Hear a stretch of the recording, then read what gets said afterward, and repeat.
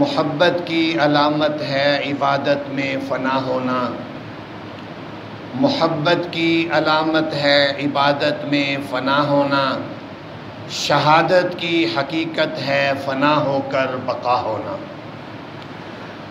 آج 8 محرم الحرام 1442 ہجری ہے، اور چونکہ اسلامی مہینوں کی ابتدا بھی قربانی اور شہادت سے ہے، اور اسلامی مہینوں کی انتہا بھی شہادت سے ہے، اور اگر دوسرے لفظوں میں کہا جائے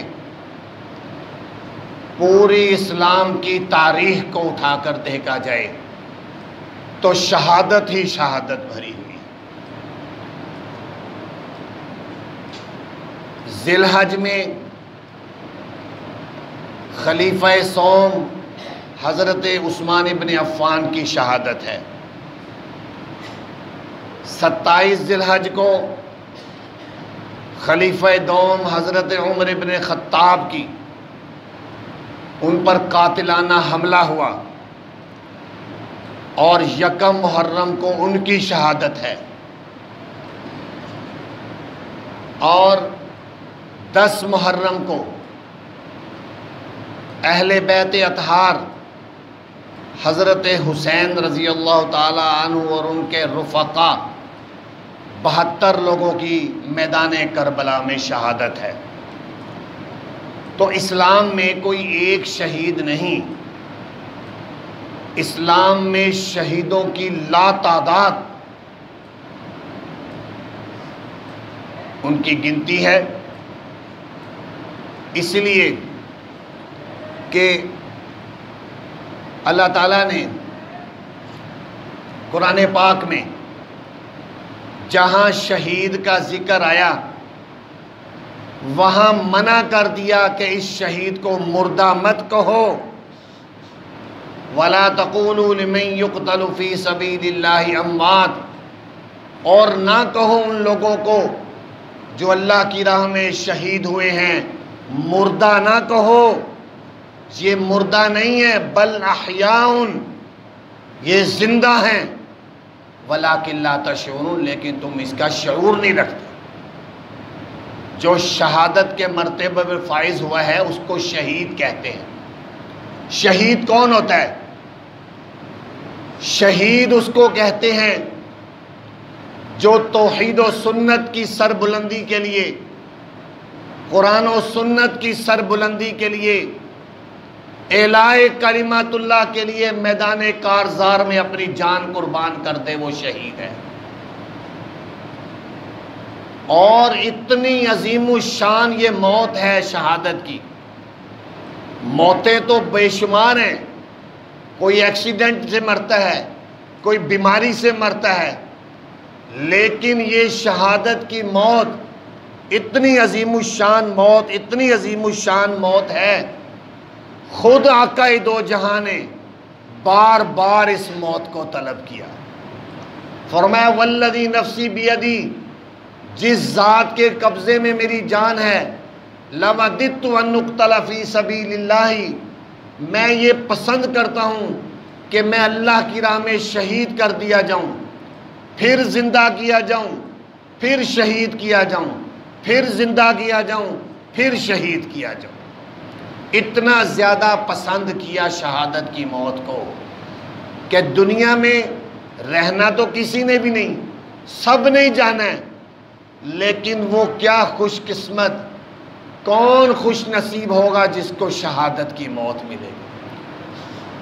اور منہ سے مانگے تو موت بھی نہیں آتی، تو شہادت کیسے ملے گی؟ شہادت صرف اللہ کی منظوری سے ملے گی۔ حضرت خالد ابن ولید رضی اللہ تعالیٰ عنہ روتے ہوئے، زاروں قطار روتے ہوئے بستر پر جان دے کر دنیا سے چلے گئے، شہادت نہ ملی۔ کہنے لگے کہ میں نے زندگی میں ہمیشہ میدان کارزار میں وہاں چھلانگ لگائی کہ خالد بن ولید کو شہادت مل جائے، لیکن دنیا کے بزدلوں کو میرا پیغام دے دو کہ میدان جہاد میں جنگ کرنے سے، لڑنے سے موت نہیں آتی، شہادت آتی ہے تو اللہ کے حکم سے آتی ہے۔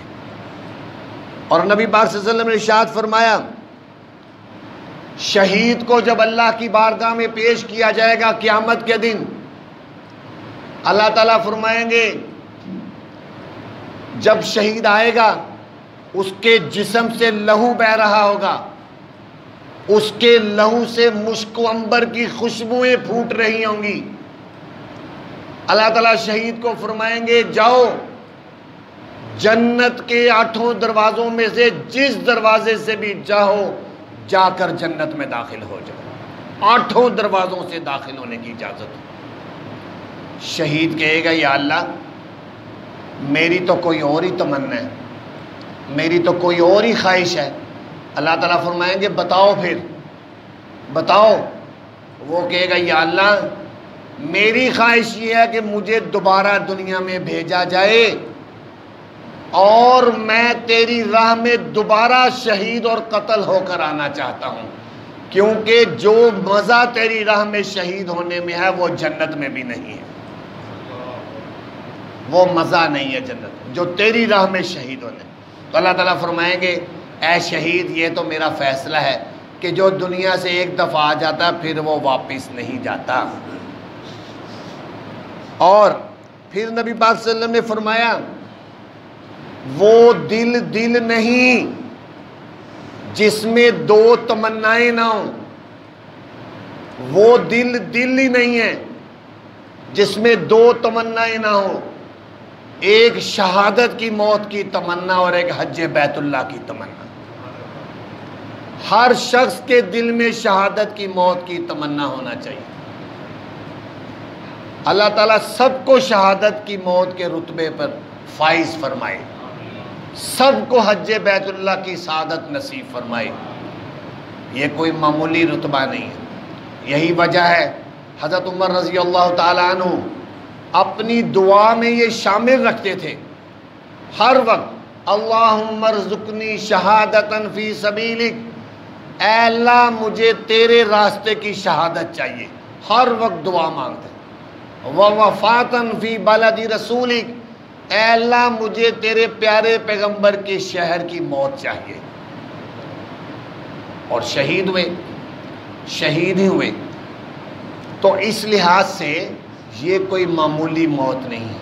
شہادت کی رتبے پر فائز ہونے والے بڑے ہی خوش قسمت لوگ ہوتے ہیں۔ اس لیے کہتے ہیں نا محبت کی علامت ہے عبادت میں فنا ہونا، شہادت کی حقیقت ہے فنا ہو کر بقا ہونا۔ بظاہر شہید مر جاتا ہے، حقیقت میں وہ زندہ ہو جاتا ہے۔ اور نبی پاک صلی اللہ علیہ وسلم نے فرمایا شہید جب اس کو شہادت ملتی ہے، اس کے جسم کا پہلا قطرہ جب زمین پر گرتا ہے، ساتھ ہی عرش الہی پر قبول ہو کر شہید کے سارے گناہوں کی معافی کا اعلان کر دیا جاتا ہے، سب گناہ اس کے معاف کر دیے۔ اور نبی پاک صلی اللہ علیہ وسلم نے فرمایا کہ شہید کو شہید ہوتے وقت صرف اتنی سی تکلیف ہوتی ہے جتنی کسی کو چیونٹی کاٹنے کی تکلیف ہوتی ہے، چیونٹی کاٹنے کی معمولی سی تکلیف، بس فوراً اللہ کی بارگاہ میں اس کو پیش کر دیا جاتا۔ اللہ تعالیٰ اپنا دیدار نصیب کرتے ہیں، سب گناہوں کو معاف کر دیا جاتا ہے۔ اور روایات میں ہے جنت میں 100 منزلہ محل ہوں گے، 100 منزلہ۔ آج کل تو 5-10 منزلہ بھی کسی کا محل نہیں ہوتا، 3-4 منزلہ سے زیادہ نہیں، 100 منزلہ محل ہوں گے۔ لوگ ایسے کر کے دیکھیں گے، ٹوپی پیچھے گر جائے گی، پگڑی پیچھے گر جائے گی، دیکھتے اتنا اونچا محل۔ لوگ کہیں گے یہ تو نبیوں کے ہیں، نبیوں کے ہیں یہ اتنے بڑے بڑے محل۔ ان کو کہا جائے گا نہیں، یہ نبیوں کے نہیں ہیں، یہ ان لوگوں کے ہیں جنہوں نے اللہ کی راہ میں اپنی جانیں قربان کر دی ہیں۔ شہداء کے یہ گھر ہیں، ان کے یہ بلند و بالا محل شہداء کے ہیں، اور ان کے اتنے زیادہ انعامات، اتنی زیادہ ان پر نعمتیں، رحمتوں کی بارش کو دیکھ کر عام لوگ کیا کہیں گے؟ جنت میں اور آخرت میں لوگ دیکھیں گے اتنا کچھ ملا ان کو، اتنا کچھ ملا، حتیٰ کہ لوگ حسرت سے کہیں گے لو ان ابداننا قرضت بالمقاریض، کاش کہ ہمارے جسموں کو دنیا میں کینچیوں سے کاٹ دیا جاتا، آج ہم بھی اتنے بڑے بڑے رتبے حاصل کر لیتے، اتنے عظیم الشان ان کو رتبے ملے۔